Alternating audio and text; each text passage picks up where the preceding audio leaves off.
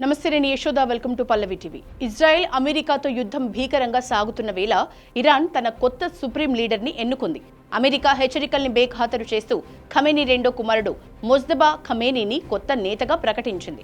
ఇరాన్లోని 88 మంది మత గురువులతో కూడిన అసెంబ్లీ ఆఫ్ ఎక్స్పర్ట్స్ కొత్త సుప్రీం లీడర్గా ఖమేనీ కుమారుడు ముజ్తబాను ఎన్నుకుంది.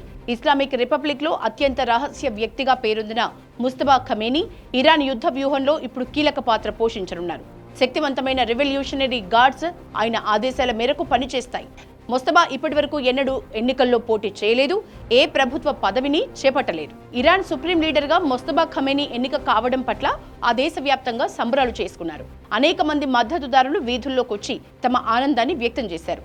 1969లో మషాద్ నగరంలో జన్మించిన ముజ్తబా చిన్నతనం నుంచే తన తండ్రి షా పాలనను చూస్తూ పెరిగారు. ఇరాన్ ఇరాక్ యుద్ధంలో రెవల్యూషనరీ గార్డ్స్ తరపున పోరాడారు.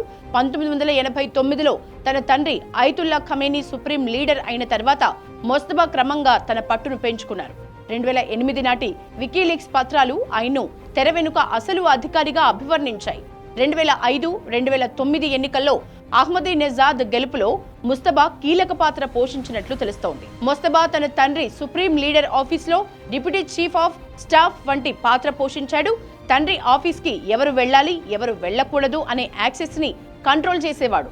సుప్రీం లీడర్ ఖమేనీ రాజకీయ, సెక్యూరిటీ వ్యవహారాలు చూసుకున్నాడు. ఇస్లామిక్ రెవల్యూషనరీ గార్డ్స్ కార్ప్స్, బసిజ్ మిలీషియాతో దగ్గరి సంబంధాల్ని కొనసాగిస్తూ వచ్చాడు. ఇతనిపై యుఎస్ ట్రెజరీ డిపార్ట్మెంట్ 2019లో శిక్షలు విధించింది.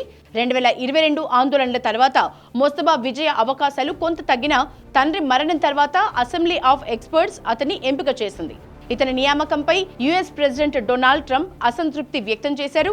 ఓల్డ్ ఖమేనీని యంగ్ వెర్షన్తో రీప్లేస్ చేశారు అంటూ ట్రంప్ స్పందించాడు. మరోవైపు ఇరాన్ వ్యతిరేకులు ముజ్తబా నియామకాన్ని తిరస్కరిస్తున్నారు, మార్పు కావాలని డిమాండ్ చేస్తున్నారు. మరోవైపు ఇరాన్తో పాటు లెబనాన్లోని హెజ్బొల్లా స్థావరాలపై అమెరికా, ఇరాన్ దాడులు మరింత తీవ్రమయ్యాయి. ఇరాన్లోని చమురు నిల్వ కేంద్రాలపై దాడుల కారణంగా వెలువడుతున్న పొగలు పర్యావరణానికి పెను ముప్పు అనే ఆందోళన వ్యక్తమవుతోంది. ఈ సమయంలో ముజ్తబా ఎలాంటి వ్యూహంతో పనిచేయనున్నారు అనేది ప్రశ్న మొదలైంది. అయితే యుద్ధంలో అటు తండ్రి, ఇటు తల్లి, మరోవైపు భార్య, ఇంకోవైపు సోదరి, ఇలా తన రక్త సంబంధీకులు సహా సర్వం కోల్పోయిన ముజ్తబా మరింత దూకుడుగా యుద్ధంలో ముందుకు వెళ్లే అవకాశం ఉన్నట్లు తెలుస్తోంది.